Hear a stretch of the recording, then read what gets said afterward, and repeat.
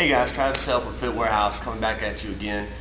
Just going over some of the different things regarding recovery and progressions for your post-knee surgery.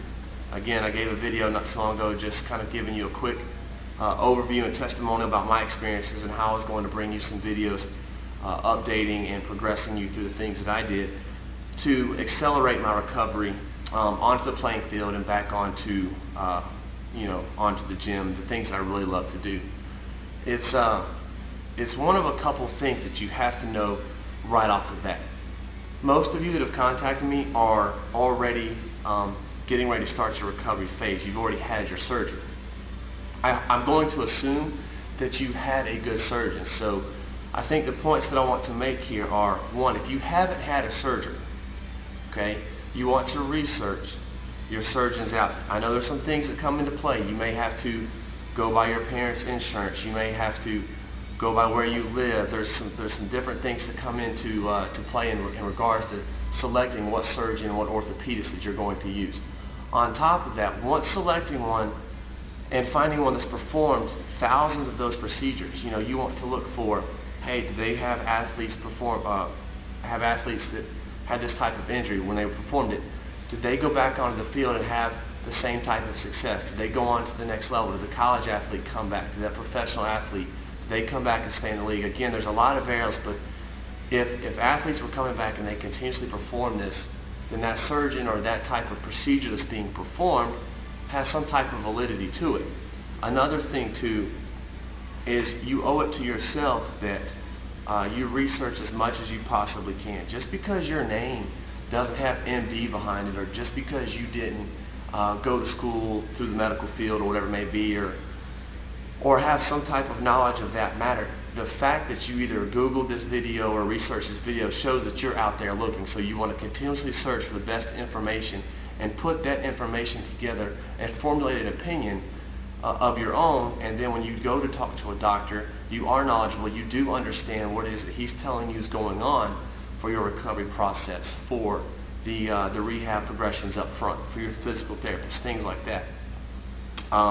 Another thing to look forward to is, should you have to do physical therapy, which I know should you have to, of course you're going to, but what I actually mean is, should you actually go to a physical therapist?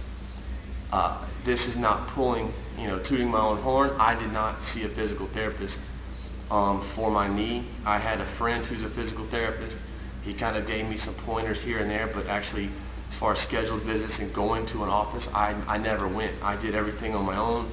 I just kind of went by what the knee, what the hip, what the quads, what the muscle functions and actions are, taking that knowledge, researching it, reading books, finding some different videos, finding some different things, talking to a couple different guys who've had similar situations, forming my own opinion and putting together a protocol that at the end of the day worked for me and getting me back on the field and returning to, I wouldn't say just old form, but I would even say better.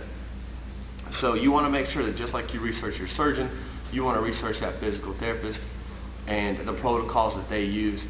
And just because they say go here doesn't necessarily mean that's where you should go.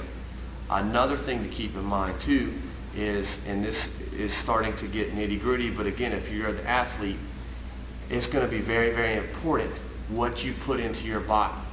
Everybody says 70-30, 80-20 nutrition. When you have a major surgery like that, it is just ultimately important that, while I understand you may not be perfect, at a minimum it's 90-10. The just purest quality foods that you can possibly eat. So you want to stay away from the foods that are just packed with hormones and preservatives and things like that. You want to stay away from all the starches and all the sugars and all the sodas. Anything of that magnitude, you want to put the most high quality, nutritious food into your body so that at the end of the day, every muscle, every cell, every fiber can heal and regenerate the way that it was designed to do from the very beginning. I did those things, and I can tell you that it immensely helped. I had better energy. I noticed the scoring was less, the recovery process, the way I could attack my rehab, everything was so much better just because of how I ate. Another thing too, most of you that have contacted me or have sent me emails or things like that, you guys are already athletes. You guys have already had training in the past. You're used to the physical and the mental toughness that it's going to take to get through your sport, to get through your training. This is going to apply the same type of toughness. I think it's going to be more mental for you than physical, just for the sheer fact of we're athletes, we know what we can do, we want to get back on the field, we want to get back to the gym and then ultimately compete at the highest level.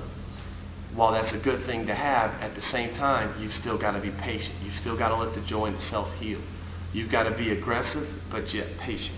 And what I mean by that is that the stitches, I don't know, some people have this done arthroscopically. I was cut open. I had about a 5-inch incision or so. Some guys are stapled, some guys are stitched up. There's a couple different procedures, and I'll get into that in future videos. But you've got to make sure that you allow enough rest, enough ice, enough elevation and things like that to allow that graft to take, and then you can start becoming aggressive a little bit more day by day. So that's important. It's very similar to when you may have a cold or the flu. You know, you may be taking medications and of that such, but as the days go on or the time goes on throughout the day, you may feel a little bit better. You go out, you kind of work up a little bit of a sweat. The next thing you know, you finally sit down and you feel not only worse, but the actual sickness itself tends to last a little bit longer. So right now, we don't want our body to regress. We want it to heal. We want it to progress at the right rate, and the things that I think I'm going to show you are going to help you do that. Another thing too is you may have other nagging injuries. So now it's a good time for those to kind of heal up and have some type of recovery time so that whatever it was that was bothering you, those injuries can heal up. So when you do return, you are going to be at 100%. So the exercises that I'm going to show you right now are just some of the simple things that I use while in the immobilizer and then shortly after. So stay tuned.